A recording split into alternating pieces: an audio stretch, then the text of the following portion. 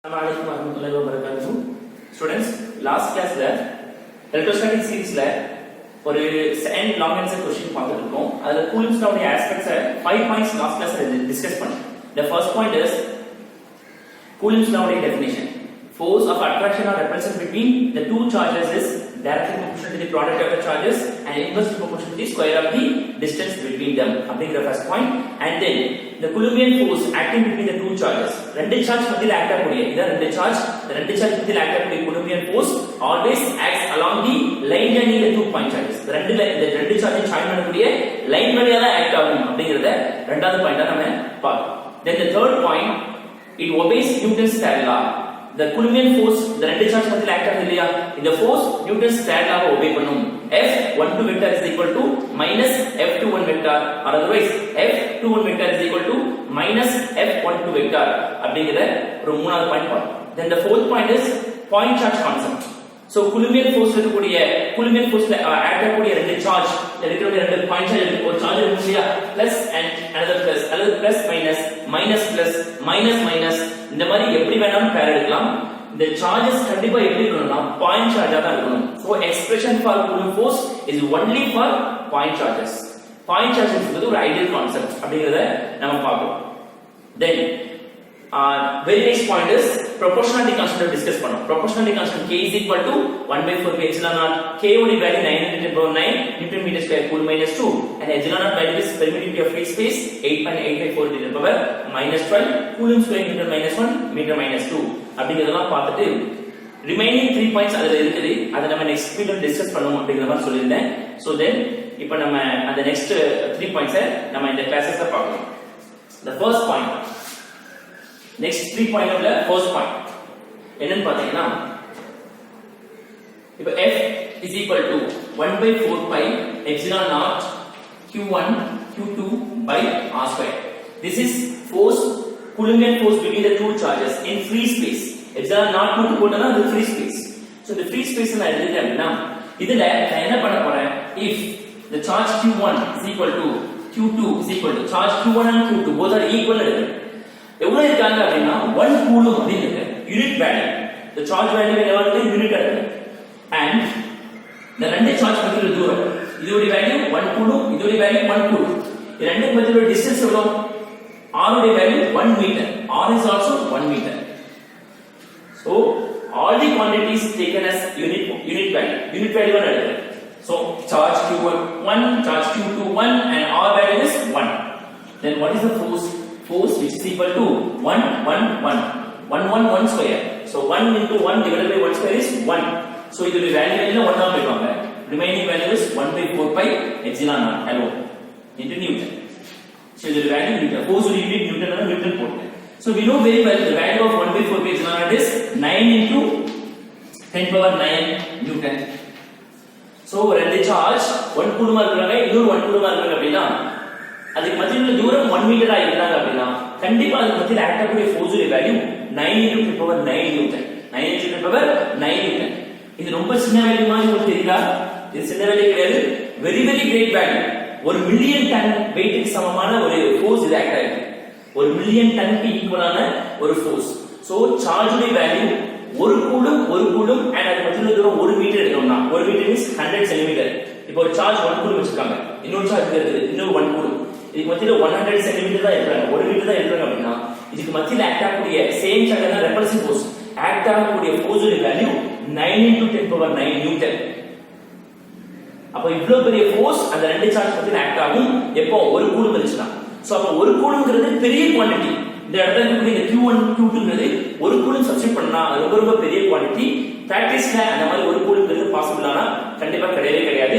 So charge பிராக்டிஸ்ல நம்ம எப்படி எடுப்போம் அப்படினா micro coulomb. Micro means 10 power -6 coulomb. Micro means 10 power -6 you know very well. and otherwise nano coulomb. nano means 10 power -9 coulomb. so 10 power -6 coulomb, otherwise 10 power -9 coulomb தான் எடுப்போம் பிராக்டிஸ்ல. நம்ம charge flow எல்லாம் படிக்க முடியாது, அதெல்லாம் ஓடக்கூடிய சார்ஜோட வேல்யூ கண்டிப்பா இந்த மாதிரி -9 கூலும், -9 கூலும், -6 கூலும் இந்த மாதிரி பேட்டர்ன்ல தான் இருக்கும்.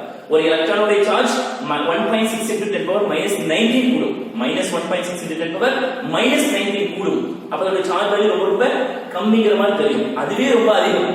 அப்ப ஒரு கூலம்னா எவ்வளவு பெருசா இருக்கும் அப்படிங்கறத திங்க் பண்ணி பாத்துங்க. அந்த ஒரு கூலம் 1 மீட்டர் தூரத்தை பிரிச்சு வச்சிருக்கோம் அப்படின்னா அது மொத்தத்துல force 9 newton. So million ton வெயிட்க்கு ஈக்குவலான ஒரு ஃபோர்ஸ் அதை எக்ஸர்ட் பண்ணும். அததான் the scientist ஃபெய்மன் அப்படிங்கிற சயின்டிஸ்ட் சொல்வாங்க. ஒரு மேன் இன்னொரு ஒரு பாடி ஒருத்தங்க இருக்காங்க, அதுக்கு ஆப்போசிட்ல இன்னொரு பாடி இருக்கு அப்படின்னா, அல்லது ஒரு பர்சன் இன்னொரு பர்சன் நிக்கிறாங்க, அவங்களுடைய பாடியில நியூட்ரல் சார்ஜ் இருக்கும், இவங்களுடைய பாடியில நியூட்ரல் சார்ஜ் இருக்கும். இந்த ரெண்டு பர்சன் மத்தியில் உள்ள ஆம்லெட் தூரத்துல, இப்ப நான் நிக்கிறேன் அப்படின்னா எனக்கு ஆப்போசிட்ல இன்னொரு பர்சன் நிக்கிறாங்க அப்படின்னா எங்க ரெண்டு பேர் மத்தியில் உள்ள ஆம்லெட் இந்த லென்த்தே போதுமானது. இந்த அளவுல நாங்க ரெண்டு பேர் டிஸ்டன்ஸ் நின்னோம் அப்படின்னா, இப்ப இவங்களோட நியூட்ரல் பாடி இருக்காங்க, எங்க நியூட்ரல் பாடி, சோ சார்ஜ் 0 அப்ப எங்களுக்கு மத்தியில் எலக்ட்ரோஸ்டாட்டிக் ஃபோர்ஸ் இருக்காது. அட் தி சேம் டைம் இந்த பர்சன் மேல இருக்கக்கூடிய நியூட்ரல் சார்ஜஸ் விட 1% எலக்ட்ரான் கூட்டிட்டேன், அதுல புரோட்டான் எலக்ட்ரான் சமமா இருப்பாங்க அவங்கள்ட்ட.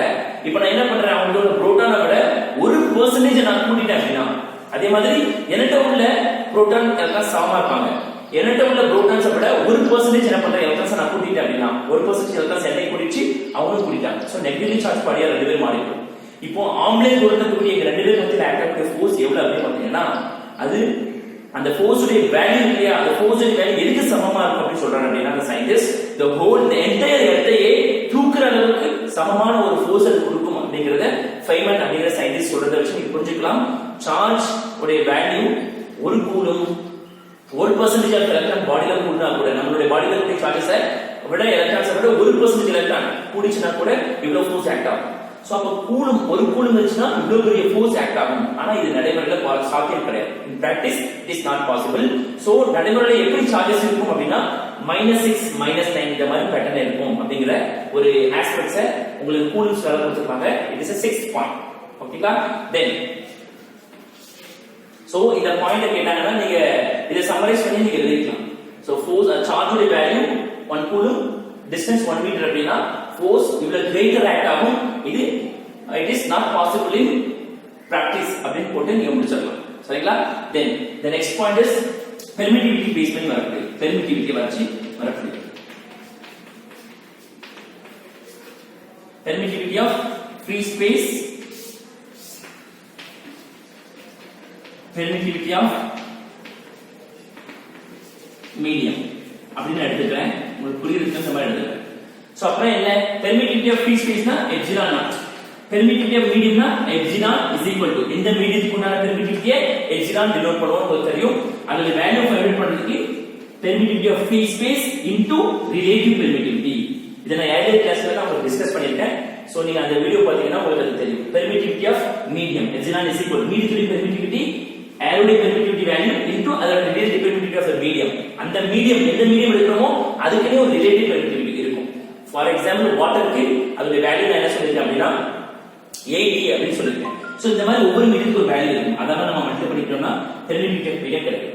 சோ ஒரு ஃப்ரீ ஸ்பேஸ்ல ரெண்டு சார்ஜ் மத்தியில ஃபோர்ஸ் எப்படி டெஸ்கிரைப் பண்ணலாம் அப்படின்னா F is equal to 1/4 pi epsilon naught q1 q2 by r square. அதே மாதிரி இது ஏர்ல வரக்கூடிய அட் தி சேம் டைம் ஒரு மீடியத்துல ஒரு ஆப்ஜெக்ட் ஒரு ரெண்டு சார்ஜ் பிளேஸ் பண்ணிட்டோம் அப்படின்னா அதுக்கு மத்தியில உள்ள ஃபோர்ஸ் எப்படி டெஸ்கிரைப் பண்றது 1/4 pi epsilon naught q1 q2 by r square. See, this is medium. So this epsilon naught is only for free space. So for medium we added another term which is known as epsilon r. epsilon r கண்டிப்பா add பண்ணனும். எந்த ஒரு மீடியத்துக்குமே அந்த epsilon r உடைய value greater than 1 நம்ம பார்த்தோம். இங்க நம்ம ஆட் பண்ண வேண்டாம் because permittivity of free space permittivity of free space means air ல இருக்கும், air ல vacuum இருக்கும். அந்த air ல vacuum க்கு epsilon r உடைய வேல்யூ என்ன 1. சோ அப்போ இந்த 1 நம்ம இங்க போட்டாலும் ஒண்ணுதான் போடாமலும் ஒண்ணுதான், ஃபைனலா நமக்கு 1/4 epsilon r தான் கிடைக்கும். பட் இங்க அப்படியே கிடையாது. 1 விட கிரேட்டரா இருக்கிறதுனால கண்டிப்பா இது போட்டாலும் ஃபோர்ஸ் உடைய வேல்யூ குறைய வாய்ப்பு. சோ நீங்க இப்ப பாருங்க F உடைய வேல்யூ F உடைய வேல்யூ கிடைச்சிச்சு உங்களுக்கு. சோ இத என்ன பண்ணலாம் அப்படினா the 1/4 pi epsilon r q1 q2 by r square that epsilon r உடைய value 8.854 into 10 power minus 12. we last class நம்ம டிஸ்கஸ் பண்ணிருக்கோம். இங்க பாருங்க epsilon naught into epsilon r 8.854 into 10 power minus 12 into epsilon r for any medium epsilon r value is greater than 1. 1 விட பெருசா இருப்பாங்க. So 1 விட ஒரு பெரிய வேல்யூ நம்ம போட்டுட்டோம் அப்படினா 1 விட பெரிய வேல்யூ இந்த இடத்துல போட்டுட்டோம் அப்படினா கண்டிப்பா இந்த வேல்யூவை நம்ம ப்ராடக்ட் பண்ணும்போது வரக்கூடிய ஆன்சர் இல்லையா, ஒரு ஆன்சர் இருக்கும். that answer almost greater than epsilon naught.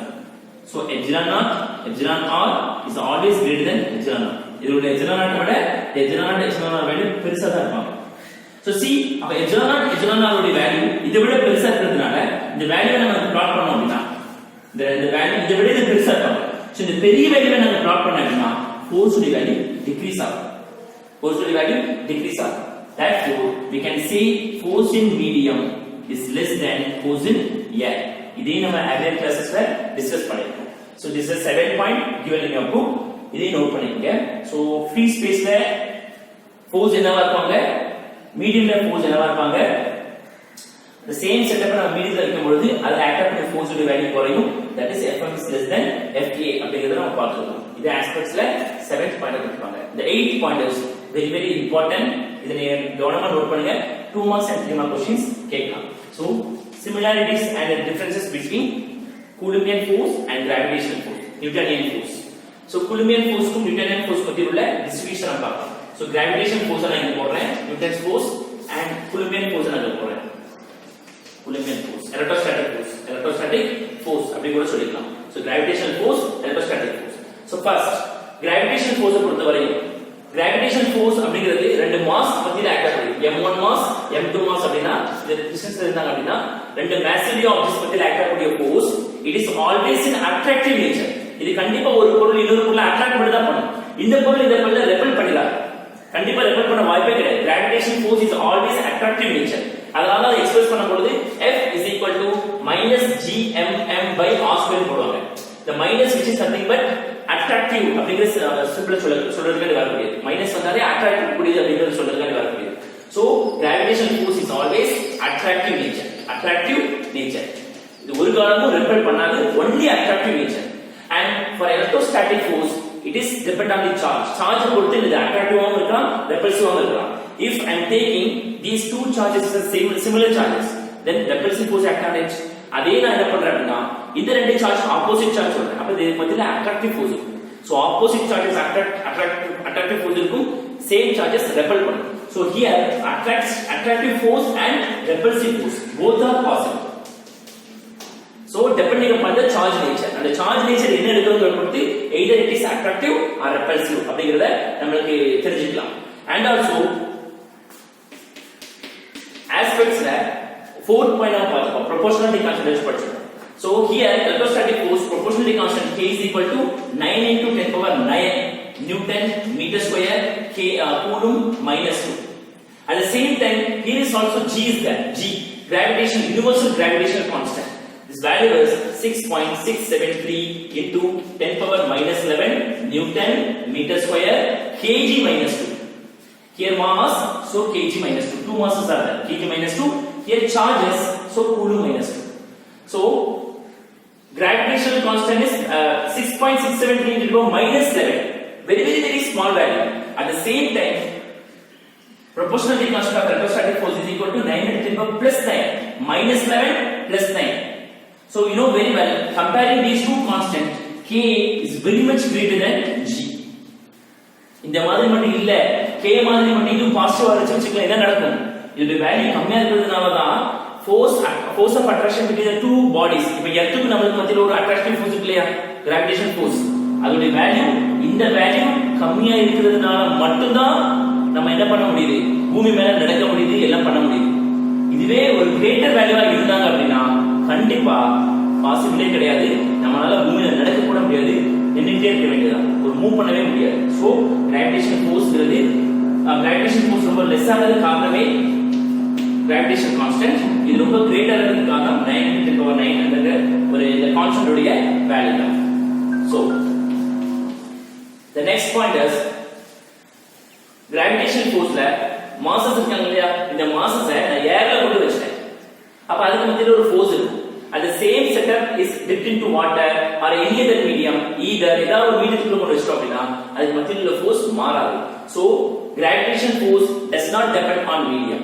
இந்த மாசஸை நான் ஒவ்வொரு மீடியத்தை கொண்டு பிளேஸ் பண்ணிட்டு ஏர்லயே பிளேஸ் பண்ணோம் அப்படின்னா எல்லா ஃபோர்ஸுமே அதுக்கு மத்தியில உள்ளது ஈக்குவலா தான் இருக்கும். so அதுல இருந்து என்ன தெரியுது அப்படின்னா gravitational force Fg does not depend on medium, does not depends on medium.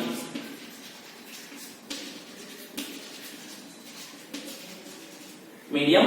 At the same time, see, this is electrostatic force, Coulombian force. Coulombian force you know very well. Electrostatic force always depends on medium.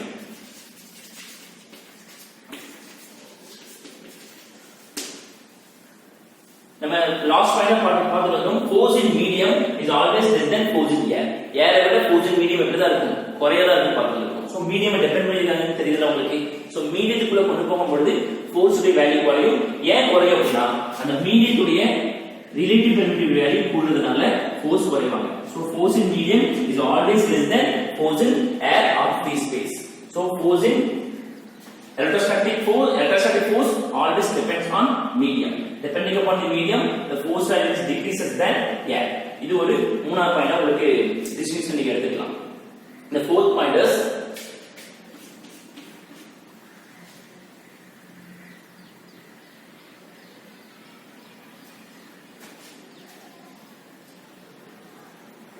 gravitational force.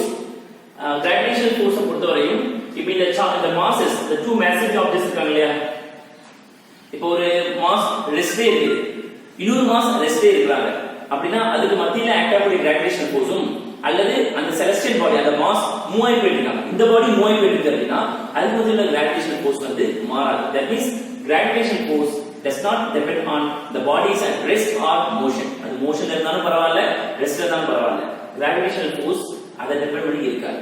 So gravitational force does not depend on the object is or rest or in motion. Rest இருந்தாலும் பரவாயில்ல, motionல இருந்தாலும் பரவாயில்ல, அதுக்கு மேல act ஆகக்கூடிய force மாறாது. So gravitational force restல இருந்தாலும் motionல இருந்தாலும் அது மேல ஆக்ட் ஆகிறது எந்த சேஞ்சஸும் இருக்காது. There is no change in gravitational force. மறந்துடாதீங்க. இது very important point. So உங்களுக்கு தெரியும் celestial bodies சன்னை சுத்தி இருக்கக்கூடிய எர்த் மூவ் ஆகிட்டே தான் இருக்காங்க. Sun is also moving. So இந்த ரெண்டு மத்தியில இருக்கக்கூடிய கிராவிடேஷன் அட்ராக்டிவ் ஃபோர்ஸ் எப்பவுமே ஒரே மாதிரியா தான் இருப்பாங்க. அதோட டிஸ்டன்ஸ் அதோட மாஸ் டிபெண்ட் பண்ணி இருக்கும். It does not depend on velocity. இதோட velocity டிபெண்ட் பண்ணி இருக்காது அப்படிங்கறத நீங்க விளங்கிக்கலாம். The force and velocity depend பண்ணி கிடையாது. But in this case electrostatic force எடுத்துறோம் அப்படின்னா electrostatic force பொறுத்தவரையும் சார்ஜ் ரெஸ்ட் இருக்கும் பொழுது Coulombian force ஆக்ட் ஆகும். ஒரு சார்ஜ் ரெஸ்ட் இருக்கு, இந்த சார்ஜ் ரெஸ்ட் இருக்காங்க, இந்த சார்ஜ் ரெஸ்ட் இருக்காங்க அப்படினா தான் Coulombian force படிக்க முடியும். சோ Coulombian force படிக்கிறதுக்கு முக்கியமான இதுவே அது எலக்ட்ரோஸ்டாட்டிக்ஸ். சார்ஜஸ் அட் ரெஸ்ட் நம்ம படிச்சிருக்கோம். சார்ஜஸ் ரெஸ்ட்ல இருந்தா தான் Coulombian force நம்மளால படிக்க முடியும். So it must be act only the charges at rest. புரியுதா உங்களுக்கு? ரெஸ்ட்ல மட்டும் ஆக்ட் ஆகும். But if the charge is motion, if charge வந்து மூவ் ஆகி போயிட்டு இருக்கு, ஏதோ v velocity ல மூவ் ஆகி போயிட்டு இருந்தா என்ன நடக்கும்? The charge is in motion means ஒரு நகர்ந்து போயிட்டு இருக்கு, ஒரு இடத்துல இன்னொரு இடத்துல நகர்ந்து போயிட்டு இருக்குன்னா அதுல என்ன இருப்பாங்க அப்படின்னா electrostatic force இருக்கு, இந்த Coulombian force இருப்பாங்க, and also magnetic Lorentz force அப்படின்னு ஒரு force அது மேல ஆக்ட் ஆகும். We will discuss later on our chapter 3. Chapter 3 ல நம்ம அத படிக்கலாம். So charge restriction Coulombian force act ஆகும். Charge ரெஸ்ட் இல்லாம மூவ் ஆச்சு அப்படின்னா Coulombian force ஓட சேர்த்து another force is added. So that is magnetic Lorentz force. We will discuss in chapter number 3. So these are the distinguish between gravitational force and electrostatic force. So இது very important points. இதை நீங்க distinguish பண்ணி நீங்க படிக்கலாம். இதை தாண்டி நிறைய points நம்மளால distinguish பண்ண முடியும், similarities சொல்ல முடியும். இது பத்தின similarities என்ன அப்படி பாத்தீங்கன்னா gravitational forceம் conservative force தான், electrostatic forceம் conservative force தான். இது vacuumல கண்டிப்பா இந்த gravitational force exist ஆகும். அதே மாதிரி electrostatic forceம் vacuumல என்ன செய்யும்? exist ஆகும். இது gravitational force inverse square lawக்கு obey பண்ணக்கூடியது. It is also inverse square lawக்கு obey பண்ணக்கூடியது. இந்த மாதிரி various similarity சொல்லிட்டு போயிடலாம். gravitational force அஷ்டம் பண்ணும்போது அந்த massivity object பாயிண்ட் மாஸ் அஷ்டம் பண்ணணும். அதே மாதிரி தான் electrostatic force படிக்கும் பொழுது அந்த சார்ஜ் பாயிண்ட் சார்ஜ் அஷ்டம் பண்ணணும். இங்க பாயிண்ட் மாஸ், அங்க பாயிண்ட் சார்ஜ். இந்த மாதிரி நிறைய சிமிலாரிட்டி சொல்லிட்டே போயிடலாம். இது product of the masses and product of the charges. இந்த மாதிரி நிறைய டிஸ்டிங்விஷ் அண்ட் சிமிலாரிட்டி சொல்லிட்டே போலாம். இது உங்களுக்கு எக்ஸாம் பாயிண்ட் ஆஃப் வியூல இந்த பாயிண்ட்ஸ்லாம் போதுங்கிறதுனால I will discuss and write it on the board. So gravitation force and electrostatic force மத்தியில உள்ள distinguish இதெல்லாம் attractive and repulsive, G value and K value comparison, and Fg does not depend on medium, that's only depend on medium, and Fg in rest and motion எதுலயுமே FGOD value மாறாது. ஆனா FE ரெஸ்ட்ல வந்து அது மட்டும் தான் act ஆகும். மோஷன்ல இருந்துச்சுன்னா அது கூட இன்னொரு ஃபோர்ஸ் ஆக்ட் ஆவாங்க.